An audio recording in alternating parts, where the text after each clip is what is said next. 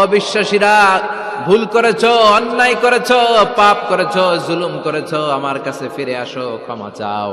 ক্ষমার মতো ক্ষমা চাইলে সব গুনাহ মাফ করে দিতে পারে কে? পাপ নাই, গুনাহ করি নাই, এরকম কেউ আছি? কথা বলেন। কত পাপ করছি কোনো হিসাব আছে? পৃথিবীর কেউ না জানলেও জানে কে? পৃথিবী না জানুক আমি তো জানি, আমি কি পাপ করেছি হায়। আমার পাপের করলে বিচার, বাঁচার আমার নাই উপায়। দয়াময় প্রভু মাফ করো আমায়, মাফ করো আমায়। পড়েন আমিন।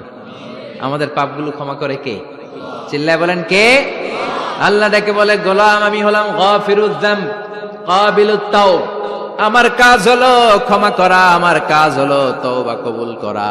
শয়তানের কাজ হলো ওয়াসওয়াসা দেওয়া, আমাদেরকে ভুল পথে নিয়ে যাওয়া।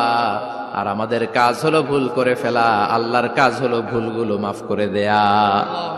আল্লাহ ডেকে বলে, গোলাম তোরা যদি ভুল না করতি, তোরা যদি পাপ না করতি, তোরা যদি অন্যায় না করতি, তোদেরকে ধ্বংস করে দিয়ে এমন একটা জাতি আমি এই দুনিয়ার বুকে তৈরি করতাম যারা সকালবেলা ভুল করে দুপুরে মাফ চাইতো।